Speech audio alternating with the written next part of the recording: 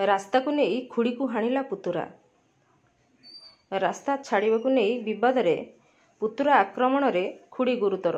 गौंदिया थाना अंतर्गत जोरंदा फांडी अधीन ब्रह्मपुरा ग्राम रे घटी एभली दुर्घटना। सूचना जणाଯାए जे उक्त ग्रामर सारंग देउरी और दिवाकर देहुरी एही दुई परिवार मध्य विवाद सामान्य रास्ता रे चलप्रचल जोगु घटी।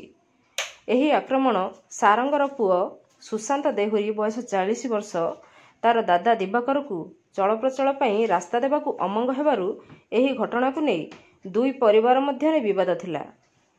एही घटनार एक समाधान पई उक्त ग्रामर किछि भद्र व्यक्ति उभय परिवार को बुझाई समाधान पई चेष्टा करथिले सुधा सुशांत राजी न हेबारु कोनोसी समाधान होई पारि नथिला। गतकाली संध्या समय रे उभय परिवार मध्य पाटितुंड लागिथिला एवं सुशांत एक धारुआ अस्त्र रे गाई बांधिबा को गुहाल को आसुथबा समय रे तार खुड़ी छाया देहुरी को आक्रमण करी तांकर कांध और छाती को आक्रमण करथिला। छाया देहुरी रो पुओ प्रतिवाद करिबारु ताकू मध्ये हानिथिला।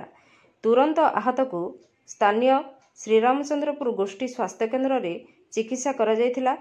आहतंकर अवस्था गुरुतर थिबारु तांको ढेंकानाल जिला मुख्य चिकित्सालय को स्थानांतर करा जायथिला एवं सुशांत घटनास्थल फेरार हो जायथिला।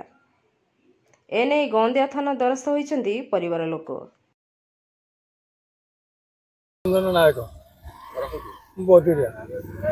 ब्रह्मपुरा साही आज जो केस से सका कौन घरे राति झाड़ा फाड़ा बसला घर चारिकटाक ये माँ छुआ पाटितुंड कले जब माँ छुआ पाटितुंड कर भद्रलोक देखी चुपचाप हो रही ये आज संध्या 7टा भितर ये कौन माँ पे गाई बांधुले ये घो घा हो आ सुशांत देहुरी कौन हाणीदेला माँ को हाणिकी गोटे ब्लेड पात धरिकी भूला धरला आ मो माँ कौन कली बोली से काटी पकड़ा ये थाना को धरी थाना को आसवे फेर देवाई आ कौन आदि एटे पदक्षेप किसी गवर्नमेंट सरकार न ने आम आ कौन करा अलका देहुरी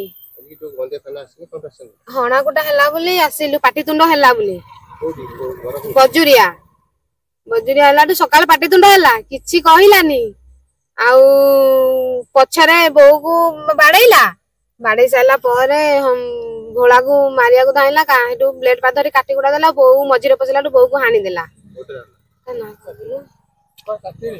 काती रे हानि देला बड़ बापा पुआ सुशांत देहुरी माँ को देह भल नहीं सीरियस अच्छी बरपदारू ढेंकानाल कटक आपण जदि किसी चाहूचंती साहाय्य करे ना कि मो माँ को मो भाई की साहाय्य करंतु।